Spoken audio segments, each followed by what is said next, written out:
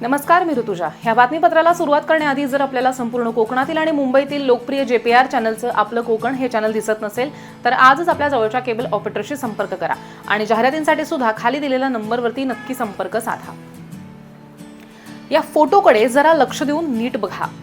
अधिवेशनाचा काळ सुरू झाला की प्रत्येक मंत्री, प्रत्येक आमदार यांच्या सोशल मीडियावरती रेड कार्पेटवरील छायाचित्रांची रेलचेल दिसते। भव्य पोशाख, जोधपुरी गॉगल्स, आत्मविश्वासपूर्ण चाल आणि सगळं काही दिमाखात। पण ह्या तामझामामागे एक वेगळीच कथा दडलेली असते, संघर्षाची, जबाबदारीची आणि लोकसेवेची। विधिमंडळाच्या अधिवेशनासाठी रेड कार्पेटवरनं चालत जाणारा प्रत्येक नेता हा कधीतरी सामान्य माणसांच्या रस्त्यावरनं चालत पुढे आलेला असतो।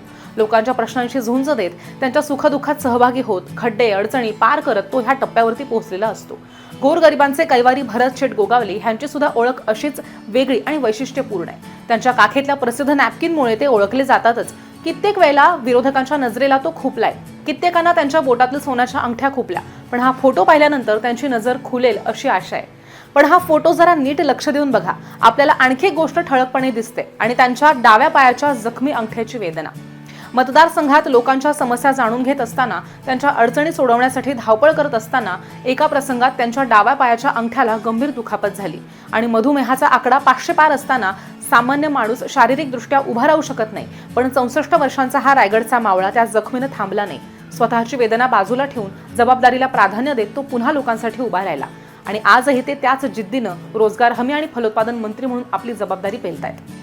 अर्थसंकल्पीय अधिवेशनात आपल्या माणसांच्या न्याय आणि हक्कांसाठी आवाज उठवण्यासाठी ते ठामपणे उभे आहेत। रेड कार्पेटवर चालताना दिसणारी ती चाल ही केवळ दिमाखाची नसून ती आहे कर्तव्यनिष्ठेची आणि लोकांप्रती असलेल्या बांधिलकीची। नेतृत्व म्हणजे केवळ पद, पोशाख किंवा प्रसिद्धी नव्हे, नेतृत्व म्हणजे स्वतःच्या वेदनांवर मात करून जनतेच्या वेदनांना प्राधान्य देणं। भरत शेठ गोगावले यांनी हे पुन्हा एकदा कृतीतनं दाखवून दिलंय। अशा ह्या जिद्दी, कर्तव्यदक्ष आणि लोकाभिमुख मावळ्याला महाराष्ट्राच्या जनतेकडनं मनपूर्वक सादर सलाम।